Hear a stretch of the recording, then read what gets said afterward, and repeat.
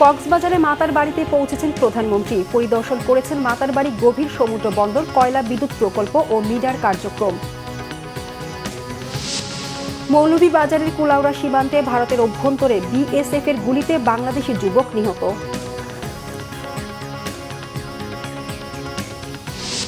Hormuz প্রণালী খুলে দিতে যুক্তরাষ্ট্রকে ৬ শর্ত ইরানের, পুরোপুরি একমত না হলেও আলোচনায় অগ্রগতির দাবি ওয়াশিংটনের।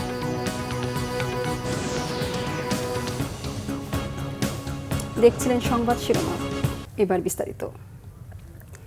দিনব্যাপী সফরের অংশ হিসেবে কক্সবাজারের মাতার বাড়ি পৌঁছেছেন প্রধানমন্ত্রী তারেক রহমান।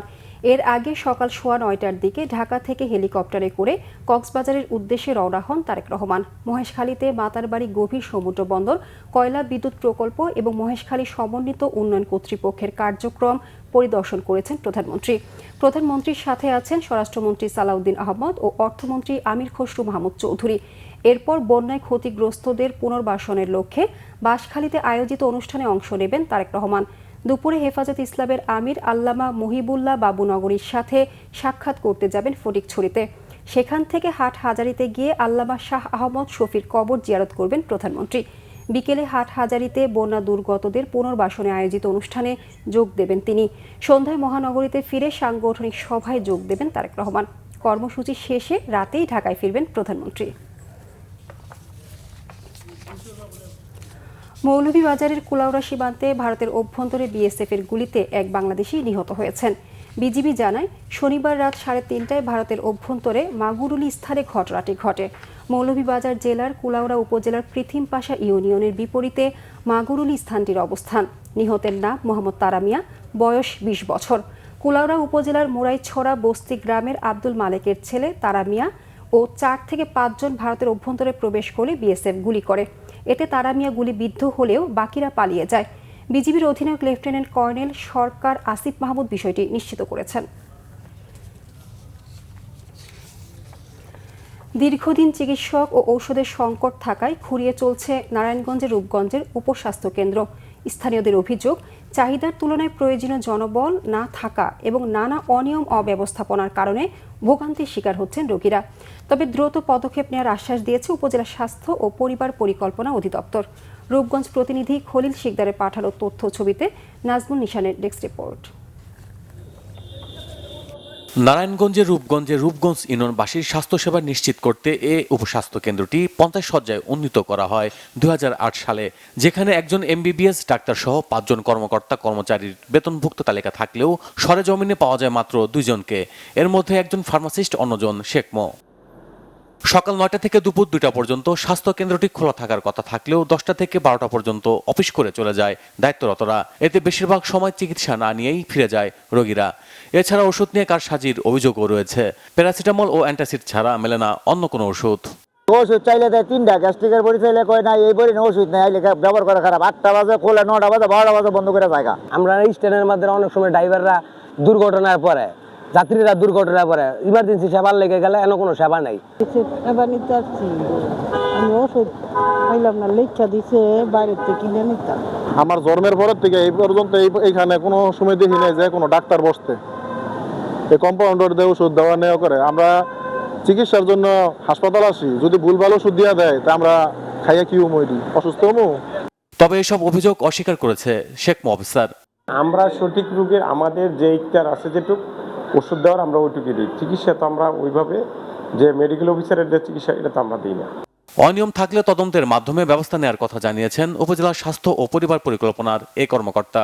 আমাদের এখানে ওষুধের কিছুটা স্বল্পতা আছে। হ্যাঁ, এটা আপনারা জেনে থাকবেন যে আমাদের এখন একটা জুন ক্লোজিং এর সময় আমরা চলে আসছি। বছর শেষে সাধারণত এটা হয়ে থাকে। আমাদের এখানে যদি দায়িত্বরত অবস্থায় যদি কেউ কর্তব্য অবহেলা করে থাকে, সেক্ষেত্রে আমরা এটা সঠিক তদন্তের মাধ্যমে আমরা এটা যথাযথ ব্যবস্থা নেব। চিকিৎসক ওষুধ সংকট দূর করা গেলে বাড়বে সেবার মান। এতে প্রান্তিক পর্যায়ে স্বাস্থ্যের ঝুঁকি অনেকাংশই কমানো সম্ভব বলে মনে করছেন সংশ্লিষ্টরা। Bangla vision news desk. চাঁপাইনবাবগঞ্জে একদিকে চলছে হামের প্রকোপ, অপরদিকে বাড়ছে ডেঙ্গুর বিস্তার। সেই সাথে রয়েছে জেলা হাসপাতালে চিকিৎসক সংকট সহ নানা সমস্যা। এতে ব্যাহত হচ্ছে চিকিৎসা সেবা। সব মিলিয়ে চরম দুর্ভোগে সেবা নিতে আসা মানুষ।